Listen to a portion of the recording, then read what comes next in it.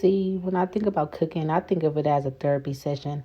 It's a time to grab your wine, put on some comfortable clothes, and tell Alexa to play that cooking, play that cooking playlist. And then here you got all the ingredients, which will be listed in the comments below. And then we'll start off with chopping the potatoes. I like to use red potatoes for this, only because they are sweeter. I don't try to cut them too small because I noticed that when you get them too small, they'd be a little mushy. So I try to just cut them a nice size, but not too big either, because you don't just want to bite a big piece of the potato. And then here you have the Holy Trinity. Alexa, start a timer for 2 hours and 30 minutes. Alexa for 2 hours to cook the Third beef timer, chuck 2 roast. hours and 30 minutes, starting now. Here is some cabbage. It's about a 2-pound cabbage. Cook more and or less. I just chose 2 pounds only because I have a family of 4.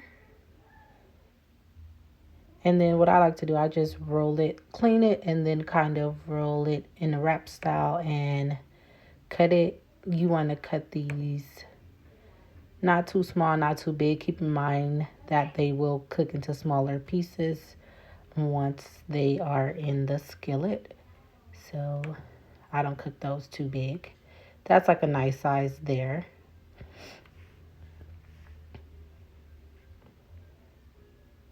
And then I like to cut everything up in the beginning. I put it in a bowl in the refrigerator for later when it's time to cook it.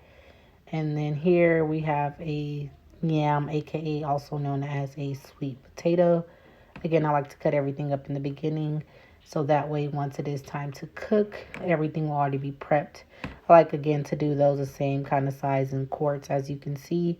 Not too big, not too little. Again, keep in mind that they will get smaller as you cook. And then here's after 2 hours what the roast is looking like. I start the bacon in the pan. Usually I make it in the fryer, but for this I'll make it in the pan. Here for the rice, I use Instapot. 1 cup of water. 1 cup of rice, 1 cup of water. And Cook it on 4 minutes. 4 minutes will get it to that perfection. Here's that 1 potato, and then I did a 2 cup water ratio. Keep the bacon grease. The bacon will create its own grease. For that cabbage, you're going to kind of fry that cabbage in that bacon grease. I added less than half a cup of water, and then kind of stir it around. You will notice that the cabbage will start to get soft. Usually on average, I cook about 5 to 7 minutes. Ignore my daughter in the background. For the measurements, I use about a tablespoon of garlic salt, tablespoon of seasoning salt, and some garlic salt,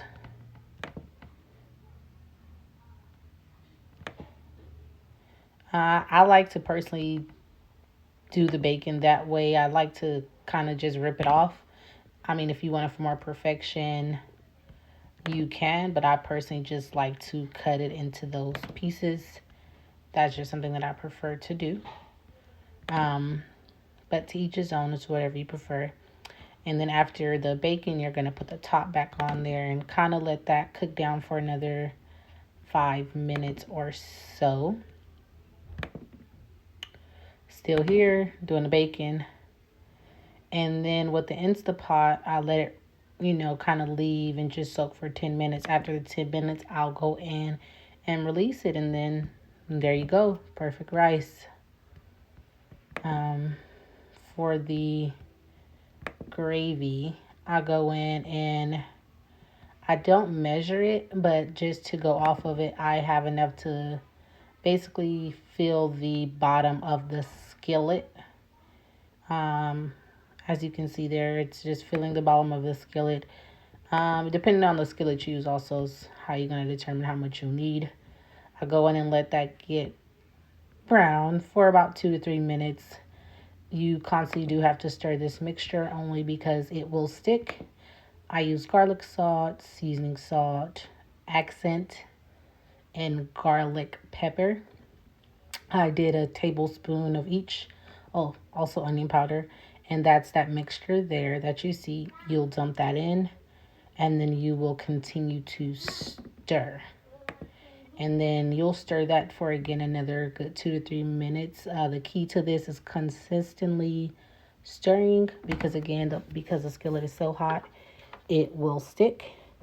And then you see me there. What we're going to use for the liquid, it will be the stock from what we boiled the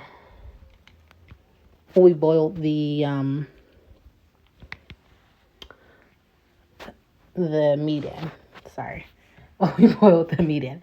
That's what we're gonna do there. And then keep in mind, this is extremely hot, only because of the it's been boiling for 3 hours or so now. So I would just recommend to kind of, wear gloves or something, because it's extremely hot, and back up.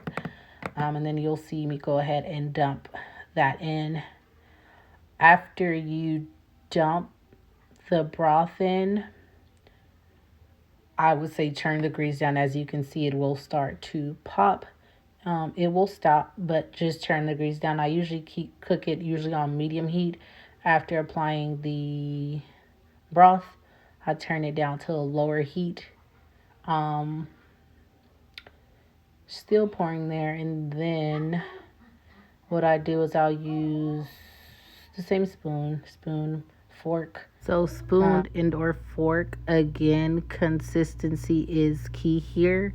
You want to turn the fire down to that low heat and then stir, because you would notice, as you can see here, as I start to stir, that additional flour that we were browning, it needs to be mixed in. And then the reason that you're doing that is because that will get that gravy thick, so that way it won't be so soupy. And that way, once you lay it over the rice, you'll be able to tell that it's actually gravy. At this point, you are able to add the roast or whichever meat of your choice in there for about 7 to 10 minutes. Some people don't. It's not mandatory, but if you want that smothered meat, I would suggest add it in there. And then you see here, I'm just kind of showing you the consistency of once it's getting blended. And here's our final product: cabbage, yams, rice, gravy, potatoes, roast, and cornbread. Thanks for watching.